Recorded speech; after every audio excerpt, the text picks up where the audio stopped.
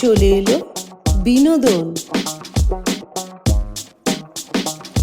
চলে এলো বিনোদনের পাতা। 1 মে বুধবার, ঘড়ির কাঁটায় বিকেল 5:04। সোশ্যাল মিডিয়ায় ট্রেন্ডিং পুষ্পা পুষ্পা পুষ্পা। মুক্তি পেয়েছিল দক্ষিণে হাই ভোল্টেজ মুভি পুষ্পা 2 এর টাইটেল ট্র্যাক। মুহূর্তে ভাইরাল হয়ে যায় গানটি। পুষ্পা রাজের হুক স্টেপ আর আইকনিক ডান্সিং মুভসে মজে আল্লু ভক্তরা। মোট 6টি ভাষায় মুক্তি পাবে ছবিটি, তার মধ্যে রয়েছে বাংলা ভাষাও। দক্ষিণী ছবি পুষ্পা 2 এর বাংলা ভার্সনের গীতিকার শ্রীজাতর কলমে পুষ্পা 2 এর বাংলা ভার্সনের টাইটেল ট্র্যাক মুক্তির পরে সুপারহিট। দক্ষিণ ইন্ডাস্ট্রিতে পুষ্পা 2 এর জার্নিটা কেমন ছিল তা জানতে যোগাযোগ করা হয় শ্রীজাতর সঙ্গে। তিনি বলেন, সুরকার দেবী শ্রীপ্রসাদের দপ্তর থেকে আমার সঙ্গে যোগাযোগ করা হয়। কয়েকটি ভাষায় গানটি প্রকাশ করার কথা চলছিল। তখনই বাংলা ভাষার জন্য একজন গীতিকারে খোঁজ করছিলেন তারা, কিন্তু তাদের পক্ষে তো বাংলার গীতিকারে কথা জানা সম্ভব নয়। তাই ওরা উষা উত্থুপ এবং শ্রেয়া ঘোষালের সঙ্গে যোগাযোগ করেন।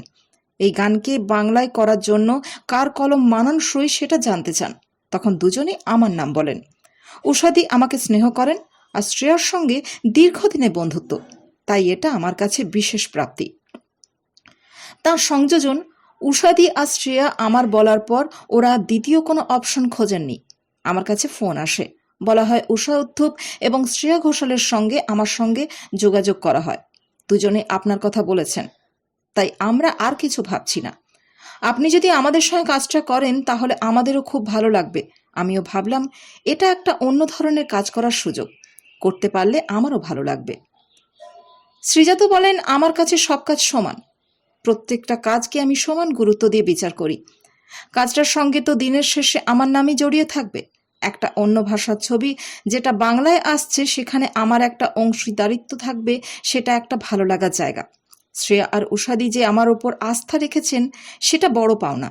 সব মিলিয়ে প্রস্তাবটা পাওয়ার পর ভালো লেগেছিল। তার কথায় একটা জায়গাতেই চ্যালেঞ্জিং মনে হয়েছে। যখন আমরা অরিজিনাল গান তৈরি করি তখন একটা স্বাধীনতা থাকে, কিন্তু যখন ডাবিংয়ের বিষয় থাকে তখন লেখা গানটার সুর, অর্থ সবটা অপরিবর্তিত রাখতে হবে। এটা সত্যি খুব কঠিন কাজ। ডাবিংয়ের কাজে গীতিকারের স্বাধীনতা অনেকটা কম, তবে চ্যালেঞ্জ নিতে আমার ভালো লাগে। ইলাইয়ারাজার সঙ্গে কাজ করার পর আর ভয় ডর নেই শ্রীজাতর। সে প্রসঙ্গে বলেন, ইলাইয়ারাজা তো সুরের জগতে হিমালয়ের মতো একটি ব্যক্তিত্ব। গোটা বিশ্ব তাকে এক নামে চেনে। তাই ইলাইয়ারাজার সঙ্গে কাজ করার পর তার চেয়ে বড় কাউকে পাওয়া আমার পক্ষে আর সম্ভব নয়। প্রায় 10 বছর আগে একসঙ্গে কাজ করেছিলাম। তার সঙ্গে কাজ করতে খুবই সংশয় হয়েছিল, কিন্তু এখন তাই মনে হয় বাকি কাজ ঠিক করে নিতে পারবো। প্রত্যেকটা শিল্পীকে প্রতিদিন নতুন চ্যালেঞ্জের মুখে দাঁড়াতে হয়, সেখানেই তো তার শিল্পী সত্তা।